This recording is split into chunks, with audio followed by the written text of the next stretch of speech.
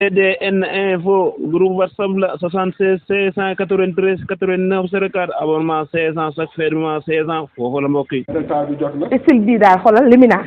bu dugg ci caax yi style bi rek dara jële daal.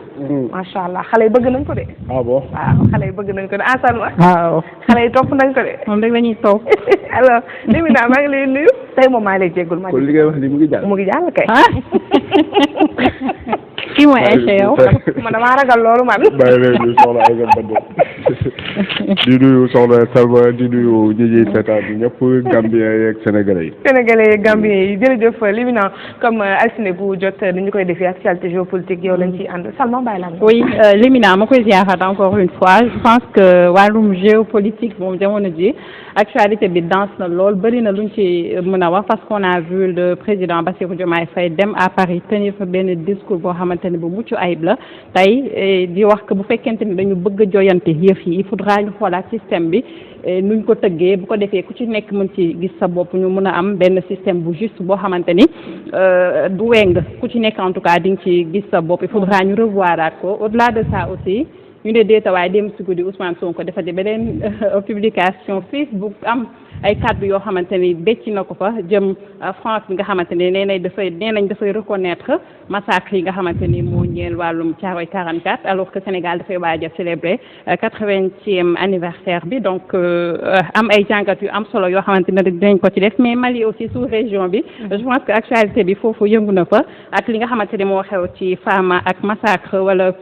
attaque bi nga xamante ni am na fa donc Mame Birame daal di intitulé sujet bi à Paris Diomaye cite l'ordre mondial au Mali la propagande affole donc on a vu aussi que propagande bu bëri am na foofu ca Mali donc vraiment sujet yi bëri na dañ koy bàyyi rek mu daal di ciy dugg. waaw jërëjëf soxna Salma effectivement dama ne woon tey dañuy waxtaanee dans un premier temps discours bi nga xamante ne nii le président Bassirou Diomaye Faye tenir na ko fële sa Paris. ci ouverture Jeux olympiques yi ma ne woon bu ñu ko temps bi permettre dinañu dem un peu ci Mali pour effectivement wax li nga xamante ne nii moo fay xew depuis jeudi ba léegi parce que ñu ngi gis ay vidéo di circuler ñu ngi gis tamit média yu bëree bëri di def propagande bu doy waar te li ñuy wax noonu yëpp ak li nga xamante ne nii moo fi xew wuutee ba dee mais balaa ñu ci yegg si dama bëggoon a commencer d'abord par ci discours président Bassirou Diomaye Faye parce que dama jàpp ne discours boobu dafa am solo tellement que Sénégal fii dafa doon baax quelque part ñu waxtaanee ko pour xool ban taxawaay la suñu président am ba mu demee fële ca Paris nga xamante ne ni daanaka adduna bi yëpp a daje woon foofu. xam nga Jeux olympiques différence bi nga xamante ne ni am na ko ak peut-être coupe du monde. nga xam ne coupe du monde peut-être ci wàllu moyen mooy ëpp lu muy mobiliser mais ci wàllu représentativité. nga xamante ni bu dee coupe du monde football 32 pays ñoo fay daje Jeux olympiques yi daanaka adduna bi yëpp ay daje foofu donc boo amee tribune bu mel noonu nga mën a ñëw jàkkaarloog adduna bi wax leen say ñetti dëgg jàpp naa ne lu am solo la. te li nga xamante ne ni président dénoncé na ko foofu maa ngi doon bëgg sax l'autre là monsieur Ndofène ñu daje ci plateau bi ba ma laaj ko parce que ñun normalement Jeux olympiques buy commencé war nañu xalaat ne au moins Sénégal dina am médaille tel te médaille boobu fu ñu ko mën a amee du ci football du ci tennis du ci lenn ci lamb la war a doon lamb bi nga xamante ne nii mooy sport national fii au Sénégal ak ci sous-région bi nga xamante ni dëkk yu bëri dañ ko fay pratiquer ñu dem ba CEDEAO sax créer benn compétition boo xamante ni ci wàllu woowu la lu tax lamb amu fa c'est parce que nekkul ne nag africains yi wala sénégalais yi dañoo jéemul def pour que lamb jooju ñu dugal ko ci Jeux olympiques yi mais puisque si ñun la jógee noonu laa koy waxee parce que noonu la demee effectivement ci ñun la jógee ñun africains yi ñoom xeeb nañ ko xeeb goo xamante ni jàppuñu ne war nañu jëlee ab sport si ñun dem di ko pratiquer loo daanaka àdduna bi yëpp parce que man noonu laa ko mën a comprendre sinon naka ngay expliquer lu mel ne skateboard mooy li xale yi di teg seen tànk yi di daw ci mbedd mi ñu dem ba dugal ko tey ci Jeux olympiques yi ñu dem ba nga xamante ne nii ay waxuma sax ay gymnastique ak ay natation ak mais ñu dem ba trampoline sax ñu dugal ko maanaam ci Jeux olympiques yooyu nga xamante ne ni sànni ab bal la muy ñëwaat ngay téye maanaam ay jeux yoo xamante ni doo xam ban fulla ak ban fayda la am mais tubaab yi créé ko ba pare imposer ñu ko ne moom mooy discipline mondiale universelle léegi nag su président demee foofu nga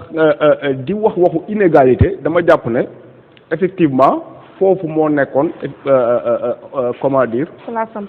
place am pour wax ko donc mais au-delà ci Jeux olympiques yi nga xamante nii gis nañu ne tubaab yi daanaka ñoom nu ñu ko xalaatee noonu la ñu koy bëgg a imposer àdduna bi wàllu sport ci boppam comme ni ko président waxee nga xamante ne nii dafa waroon na dajale maanaam xeet yépp bañ a def xàjj ak seen comme ni ñuy taxawee ci ligne de départ bi nga xamante ni amul kenn koo xamante ni avantage nañ la par rapport ak keneen noonu la sport war a demee te mu ne adduna bi dafa waroon na jël exemple ci sport boobu nga xamante ni du boddi kenn pour di doxee noonu malheureusement demeewul noonu nga xamante ne ni daanaka ñenn ñi ñooy jàpp ñoom seeni valeur comme ay valeur universelle bëgg koo imposer ñeneen ñi soo seetloo am na ci avant Jeux yi di commencé benn polémique bu fi juddu ci benn athlète boo xamante ni dana woon day muuru pour ñëw bokk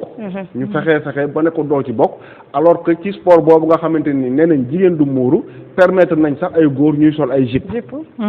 donc mu leer la ne donc à travers sport boobu nga xamante nii tey dafa waroon a boole ñoom dañ ciy profité pour créer ay différences yoo xamante ni ci diggante nit ñi la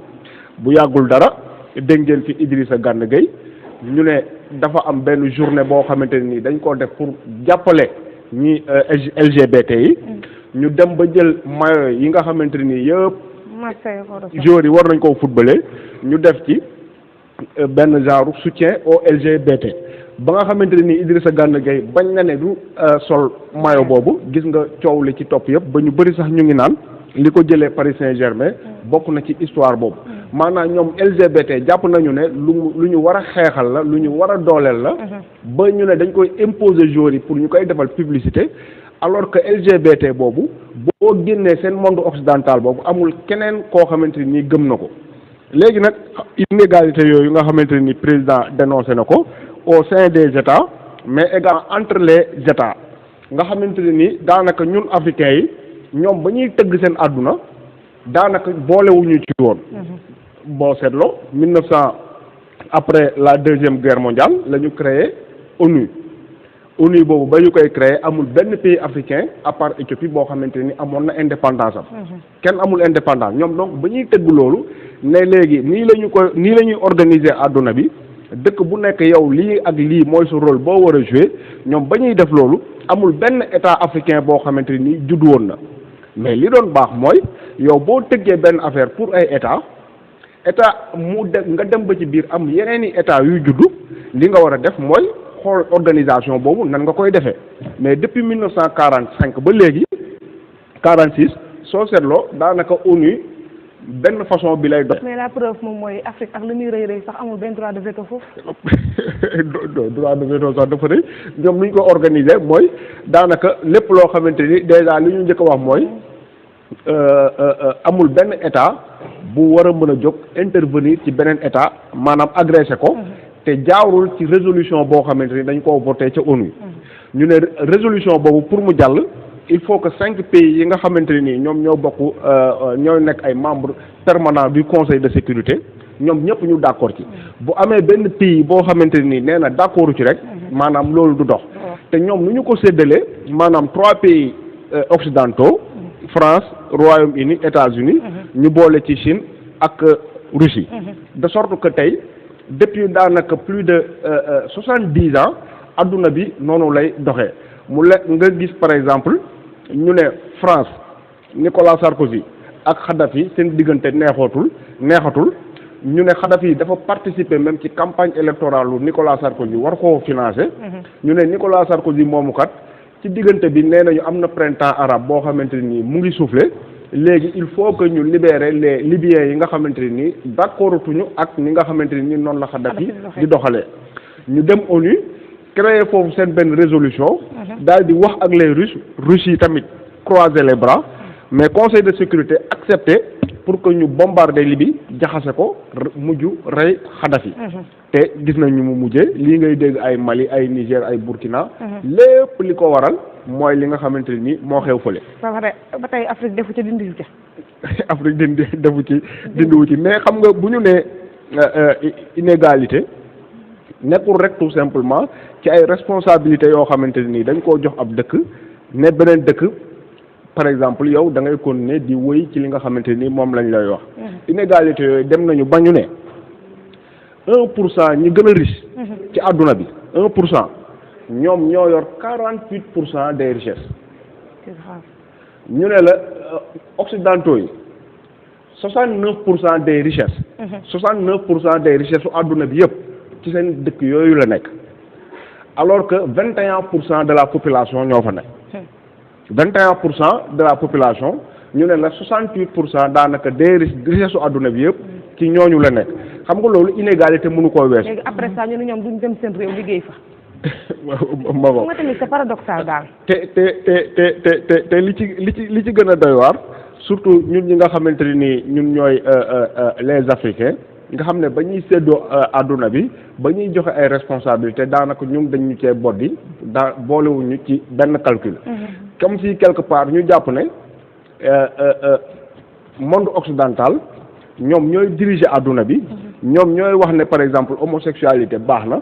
ñoom ñoo war a wax ne mariage entre ñaari góor baax na léegi yeneen ñi nga xamante ni ñoo nekk ci àdduna bi dañu leen war a fekk ci valeur yooyu nga xamante ni ñoom dañoo jàpp ne baax na léegi leneen ñi nga xamante ni moom mooy opposé wu à ça nga xam ne bu ñu nee LGBT taxawal nañ ko. bu ñu nee homosexualité taxawal nañ ko day fekk effectivement islam arrière. parce que nekkul religion boo xamante ni muy catholicisme égal christianisme également. nanguwuñu ko donc pour nga xamante ne nii dinañu accepter valeur yooyu dugg ci suñu askan wi il faut que religion bi gën a deltu ginnaaw. te religion boobu pour mu mën a deltu ginnaaw il faut que quelque part ñu créer lu mel ni terrorisme. parce que américains yi ak le monde occidental ñoom dañu jàppoon ne. bi nga xamante ni gagné nañu la deuxième guerre mondiale ñoom mun nañu imposer reste adduna bi naka lay doxee bi nga xamante ne ni URSS constitué na ab bloc bu mag a mag ci li ñu doon wax la guerre froide nga xamante ni xel mi ak xalaat mi du jóge ci benn boor rek amoon na quelque part concurrence léegi occidentaux yooyu jàpp ne bu ñu demee ba URSS maanaam éclaté yenn xeltukat sax tuddee ko la fin de l'histoire maanaam histoire bi foofu lay yem léegi amatul leneen lu bees lu war a ñëw lépp li nga xamante ni moo fi ñëw américains yi français yi ak anglais yi maanaam le monde occidental ñoom ñoo ko war a dicter le monde. mbaa du moom mooy seen nouvel ordre mondial bi. ma ngoog léegi bi nga xamante ni dem nañu. ba URSS effectivement daal di tas le mur de Berlin daal di këppu. américains yi nag ne effectivement. occidentaux yi du moins li ñu bëggoon am nañu ko c'est la fin de l'histoire fi ñu toll nii ñoom ñooy diriger monde bi comme nu mu leen neexee malheureusement pour ñoom am na yu bëri yoo xamante ni xalaatuñu ko woon mais effectivement ñoom ba ñuy wax ne la fin de l'histoire nga xamante ni URSS bi nga xamante ni ñoom mun lu muy wax heure bi dem na non des na 8 minutes bi nga xamante ni URSS daanu na mur de Berlin daanu ñu ne c'est la fin de l'histoire mais il fallait que quelque part ñu am beneen ennemi boo xamante ni moom la ñuy defal parce que aux États-Unis am na des industries d'armement yoo xamante ni war nañoo dox loo xamante ni industrie de guerre moom moo ko war a alimenter mais URSS nekkatu fi la guerre froide est terminée kan mooy nekk maintenant seen adversaire bi nga xamante ni il faut ñu jàmmarloo ak ñoom kan lay war a doon URSS nekkatu fi léegi ñu ne terrorisme la war a doon maanaam ñu def l'islam loo xamante ne nii dina leen mën a permettre non seulement ñuy dawal benn propagande parce que wax naa ko fi la dernière fois Al-Qaïda américains yi ñoom ñoo ko créé état islamique bi ngay dégg nii ñoom ñoo ko créé seeni service ak les occidentaux là parce que terrorisme bi nga xamante ni mooy Al-Qaïda fu mu déparé mooy toog nañ au début des années 80 URSS daal di envahir Afghanistan américains yi ñu ne pour ñu fexe ba Russie yi daal di génn Afghanistan il faut que ñu dem ci pays arabes yi recruter fa ay nit pour yóbbu leen ñu jàppale afghans yi fële ca xeex ba ci la ñu mobiliser Oussama Ben Laden moom tamit dem recruter ay mujahidin yoo xamante ni Arabie Saoudite la ñuy jóge Pakistan ak yooyu yóbbu leen ca guerre ba ca Afghanistan bi nga xamante ni guerre boobu jeex na coïncider tuuti ak chute de l'URSS léegi ñooñu nga xamante ni ñoom ñooy ay mujahidin te Oussama Ben Laden daan leen jële Arabie Saoudite daan leen yóbbu Afghanistan pour ñu xeex ak les Russes ñooñu ñoo mujj ëlbatiku nekkat na ñenn américains yi nekkee biir Arabie Saoudite neexu leen nañuy jëggatee comment dire Médine ak Makka neexu leen ba mujj ëlbatiku di dal ci kaw américains yi léegi nag ñoom ñu ne lu ñu bëggoon am nañu ko maanaam léegi Russie nekkatu fi URSS daanu na léegi suñu prochain adversaire mooy les terroristes loolu mën leen a permettre daanaka ñu gën a déployer seeni moyens mais gën a également contrôler le reste du monde ba pare am foo xamante ni dinañ fa mën a teg l'islam ba du ñoom ci nuñ ko xalaatee du déborder mooy waral sax tey nga dem ay France ñu naan la minbaar yi dafa bëri ngay dégg ñu naan la la preuve sax moom mooy bu attentat amee dañ lay wax naan la kamikaze bi balaa mu doon taal doon wax allahu akbar des termes carrément musulmans loolu yëpp c'est effectivement pour diaboliser ki nga xamante ni mooy ñi nga xamante ni ñooy les musulmans am foo xamante ni moo leen fay yemale parce que l'islam bu gënee développé ñëpp xam nañu ne seen affaire homosexualité yi ñuy wax seen affaire LGBT yi ñuy wax du dox léegi nag loolu la président Bassirou Diomaye wax ca fa nga xamante ne nii mooy Paris mu ne leen secrétaire général de l'ONU attiré na seen attention à plusieurs reprises ne leen adduna bi ni muy doxee nii mënul continuer maanaam yéen occidentaux yi ngeen tracé seen voie ne adduna bi ci des yëpp ci yoon boobu la ñu war a dox loolu mënul continuer te loolu sax tey moo waral ñu dem ba lu toll ni lu mel ni les BRICS daal di juddu nga xam ne BRICS yooyu au départ Brésil la woon Inde Chine Russie ak Afrique du Sud mais tey jii nii gën nañ ko agrandir ba nga xamante ni ay dëkk yoo xamante ñu bëri xalaatuñu leen ci woon daal di dem ba dugg ci loolu ba mu amee nga dégg bu yàggul dara Arabie Saoudite mi nga xamante ne ni moom ak américains yi dañoo tegoon benn deal boo xamante ne nii Arabie Saoudite pétrole bu mu munti am du ko jaayee ci benn monnaie bu dul dollar ñu demoon ba di ko tuddee pétrodollar maanaam adduna bi léegi yow boo amee pétrole wala nga bëgg a jënd pétrole munoo koo def ci beneen monnaie bu nekkul le dollar léegi bu ñu demee ba nga xamante ni BRICS yooyu dudd na mu am ci biir de grands producteurs de pétrole comme ay Venezuela comme Arabie Saoudite mu si dugg si comme Iran ñu ne léegi il n'est plus question que ñuy topp occidentaux yi ñoom ci voie bi nga xamante ni foofu la ñu teg ne boo amul dollar doo mën a jënd pétrole doo mën a jaay léegi dafay am une autre alternative le président nag ne leen avertiroon nañ leen waxoon nañ leen ne àdduna bi ni muy doxee mënul continuer dinañ toll ay jamono yoo xamante ni ay nit dinañu fippu gis ne lii ngeen teg li reste du monde ab injustice la ñooñu ber seen yoonu bopp te jàpp naa ne loolu moo commencé xew te depuis guerre bi nga xamante ni am na Ukraine ak diggante Ukraine ak Russie loolu gën a fës maa ngi dem sax bay wax naan africains yu bëri suñu comprendre woon li xew ci diggante Russie ak Ukraine boo moytul dina ci am ñoo xamante ni dinañ sol seen dal ne dañuy jàppale ji Russie parce que Russie ba nga xamante ni américains yi dañoo jàppoon ne URSS bu nërmeeloo daanaka adduna bi moom léegi amatul ñaari boor benn boor lay doon URSS boobu tey Russie moo judd ci biiram dem ba am force boo xamante ne ni tey mën na tax mu ne américains yi wala waa OTAN il n'est pas question ngeen di ñëw ba Ukraine bi nga xamante ni ñoo takkaloo man ak moom ngeen installé foofu seeni missile nucléaire donc mu leer na la adduna bi nga xamante ni ñoom ci seeni pexeek seeni xalaat ak yooyu jàppoon nañu ne quelque part benn bloc lay doon loolu tey commencé na wone beneen résultat muy gis ay dëkk yoo xamante ni tey dañoo taxaw temb ne effectivement duñu ànd ak américains yeeg occidentaux yi ci ni ñuy doxalee. au-delà de dëkk yooyu sax nga xam ne dañoo taxaw fépp comme ay Arabie Saoudite wala ay Russie tey est-ce que sax mën naa ne occidentaux yi man dina wàcc sóoraale woon nañu radicalité bi nekk ci investissement humain bi nekk surtout en Afrique parce que yaakaaruñu ko woon au temps de Thomas Sankara c'était clean soit nga réglé wala ñu xool nga sàqalee pexe mais léegi mënatuñ ko parce que dañoo nekk en face de des présidents démocratiquement élus ba pare ñu am tamit li nga xam ne moom moo di crédibilité aux yeux du monde. waaw tout à fait parce que effectivement xam nga bu nekkoon un président boo xamante ne nii ci coup d'état la jaar wala révolution wala nu ñu ko munti tuddee xëy na su demee ci Jeux olympiques yi di wax discours am ni ñu koy déggee ak discours ni ñu mën a déggee un président élu comme le président Bassirou Diomaye du doon benn effectivement loolu bokk na ci li gën a tax ba mu taxawee di wax ñu bëri bàyyi xel ci li muy wax moom tamit mu tenir fa discours boo xamante ni en tout cas africain bu ko dégg di nga fier ci moom puisque sujet la boo xamante ni daanaka kenn nangu ci woon a wax ab injustice la boo xamante ni nit ñi ñu ngi ko doon dund nii mais di bàyyi mu jàll su ma ñëwaatee ci li nga xamante ni mooy guerre Ukraine ak Russie bi def nañ fi benn petit déj je pense bien ma doon wax ne guerre bi au-delà d'être économique c'est une guerre civilisationnelle parce que Russie moomu bu ñu demoon ba américains yi wala occidentaux yi de manière générale muy français yi di anglais yi di américains yi maanaam xoqatal ko affaiblir ko ba Russie nekk comme benn genre pays quelconque bu boobaa américains yi ñoom ci li ñuy gën a mën a ñëw occidentaux yi imposer au reste du monde niñ seen gis-gis par rapport ak adduna bi nu muy doxee boo seetloo bu baax te maa ngi invité ñu bëri ñu dem xool histoire Haïti dëkk boo xamante ni dañu leen a def ay esclave ba ñu demee ba ne esclavage jeex na ci àdduna bi français yi ne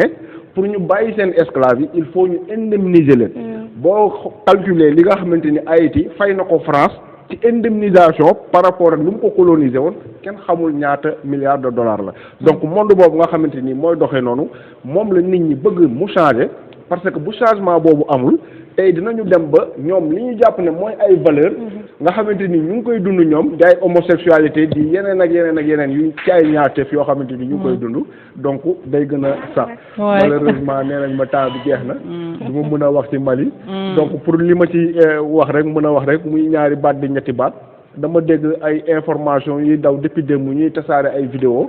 la nga xamante ni moo xew te xewee fële ca dëkk bu ñuy wax Tézouane